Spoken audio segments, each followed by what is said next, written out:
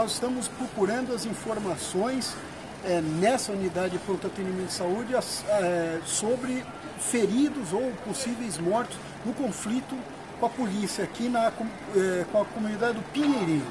A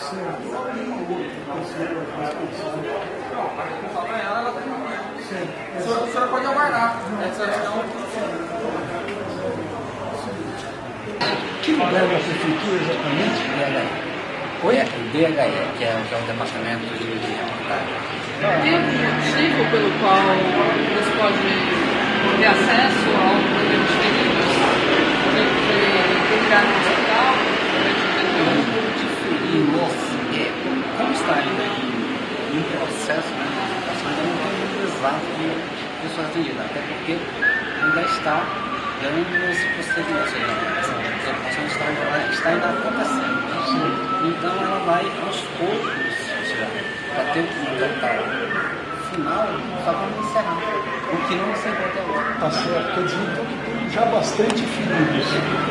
Tem, bastante gente que já veio, já foi atendido, já foram liberados, ou seja, não graves. E teve óbitos também.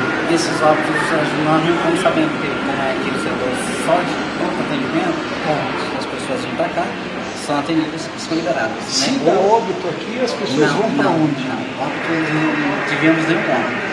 Aqui não. Não houve óbito aqui Aqui, graças a Deus. Nessa unidade, mas não na operação policial. Não sei te dizer. É como a gente, porque nós tivemos lá da pessoa lá. Copiamos só pelo rádio, está acontecendo, mas não se falou em óbito. Tá legal. Bom, tá ótimo. Então, em loco a gente não consegue as informações, a gente precisa procurar a prefeitura. Porque ele não tem, aqui, eles estão fazendo um levantamento, né? Exatamente o que estava acontecendo. Você faz um levantamento para que no final do parecer, amanhã, vai ter mas a gente não consegue, por exemplo, até agora, quantos feridos na operação policial? Olha, por estar entrando e saindo constantemente, não sei te dizer. Já passam de 20. Já passam de 20. Já passam de 20.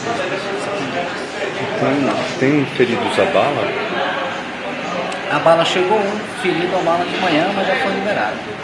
Você já conhece, foi para o PSM da vida. Um nenenzinho recém-nascido que morreu com um tiro de bala de borracha deu entrada no IML hoje na operação, que você tem notícia, não? Já foi veiculado na imprensa? Não, aqui não.